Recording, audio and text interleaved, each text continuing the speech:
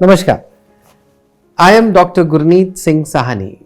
I am a consultant neurosurgeon at Fortis Hospital, Mulund, Mumbai. So आज मैं आपके साथ बात करने आया हूँ एक पर्टिकुलर प्रोसीजर के बारे में that's called deep brain stimulation या DBS. नाउ DBS क्या है और किस कंडीशंस में यूज़ होता है?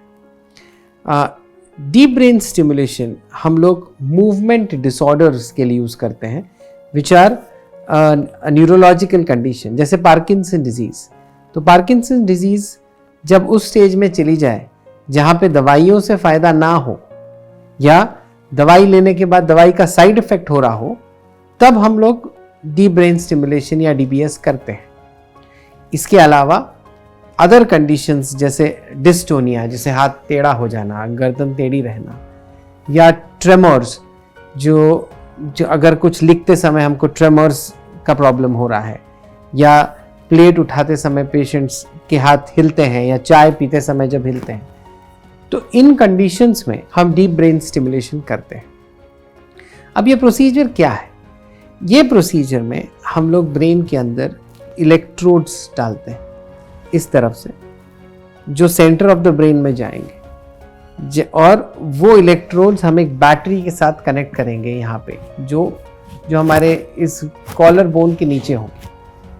Now when the stimulation starts, the effect of Parkinson's disease, जिसकी वजह से हमारा शेकीनेस होता है या बैलेंस में जाता है, वो सब चला जाएगा और patient can lead a normal life. Similarly जो डिस्टोनिया के पेशेंट हैं, हाथ जिनका टेढ़ा होता है, गर्दन टेढ़ी होती है, वो नॉर्मल हो जाएंगे और ट्रेमर्स चले जाएंगे. इससे लाइफ नॉर्मल हो जाएगी. तो ये प्रोसीजर करने से पहले हमको असेसमेंट करना होता है पेशेंट का, करेक्ट कैंडिडेट्स ढूंढने होते हैं. ये प्रोसीजर्स जब होता है तो हॉस्पिटल में so this is a procedure which is called as awake procedure, जिसमें हम लोग ऑन टेबल पेशेंट का रिस्पॉन्स देखते हैं, जिसमें स्टिमुलेशन के बाद कैसा इफेक्ट होगा, how will the patient become better. And ये करते हुए पेशेंट का इम्प्रूवमेंट होता है. This procedure is a safe procedure and it has got tremendous outcomes. जो लाइफ डिस्टर्ब हो गई होती है ये पार्किंसन की वजह से या डिस्टोनिया की वजह से या ट्रेमर की वजह से, वो नॉर्मल ट्रैक में आ जाती है.